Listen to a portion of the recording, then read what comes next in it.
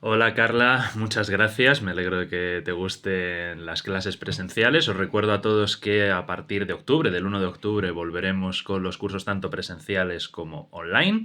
Y sí, vamos a analizar la descripción que da la Real Academia de la Lengua Española sobre Dios. Como vemos, Dios, diosa, del latín deus, la primera acepción es ser supremo que en las religiones monoteístas es considerado hacedor del universo.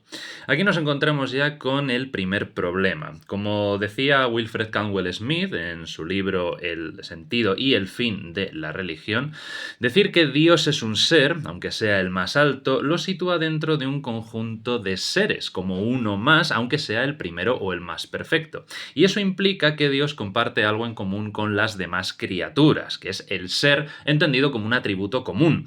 Esto podría reducir a Dios a una especie de ente máximo que no lo distingue cualitativamente del resto de los entes. De hecho, ya Tomás de Aquino afirma que Dios no es un ser entre otros, sino el mismo acto de ser, en latín ipsum esse subsistens, es decir, no es un ser, sino el ser mismo. También el maestro Eckhart negaba que Dios fuera un ser ni tampoco el ser supremo, sino que era y estaba más allá del ser, una opinión que compartía con Plotino y con el pseudo Dionisio Areopagita. Esto buscaba evitar pensar a Dios como un ente más en una lista, aunque estuviera en la cima de la jerarquía, porque un ser, un ente en nuestra existencia, siempre tiene límites, siempre tiene características particulares que lo hacen distinto de otros seres, que tiene una esencia definida, etc. Pero la mayoría de las teologías teístas sostienen que Dios es infinito e inmutable, es decir, que no está compuesto ni limitado de ninguna forma.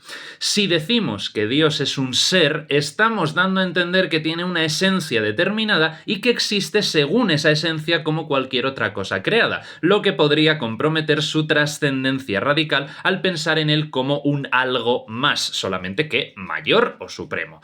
Pero la mayoría de las tradiciones, el judaísmo, el cristianismo, el islam, el Vedanta Advaita, sostienen que Dios está más allá de toda distinción entre sujeto y objeto, entre ente y no ente, entre ser y no ser. Si Dios fuera un ser entre otros, incluso el supremo, entonces parecería que existe en el mismo plano ontológico que las criaturas, cuando la tradición teísta clásica sostiene que Dios no está en el mismo orden del ser que el mundo, sino que el ser del mundo es totalmente dependiente del ser de Dios, hasta el punto de que, según la escolástica, Dios es la causa essendi, quien da el ser a todo, lo que no podría hacer si él mismo fuese un ser.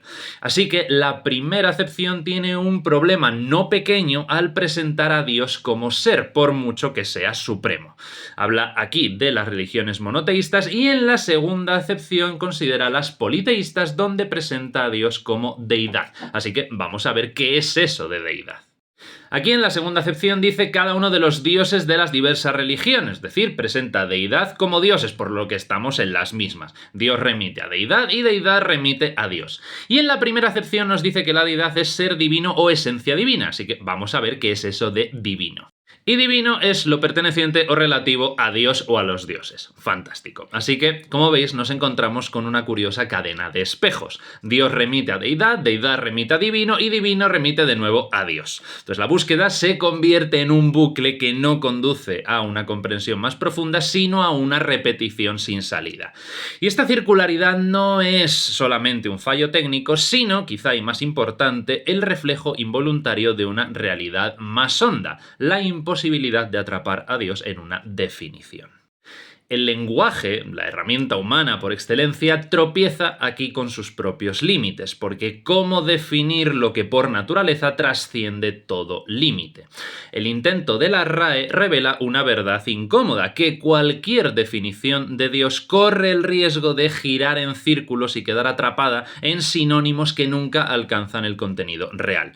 No es falta de precisión, es que ante lo absoluto, lo infinito o lo trascendente, el lenguaje queda desarrollado. desarmado.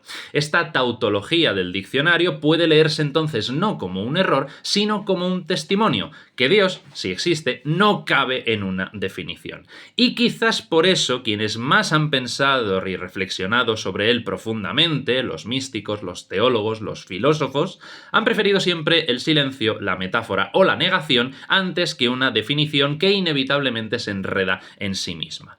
Es bueno que Dios no pueda definirse porque una definición lo reduciría a los límites del lenguaje humano, y lo que no puede encerrarse en palabras todavía mantiene su misterio, su infinitud y su trascendencia. Si Dios pudiera definirse, no sería Dios.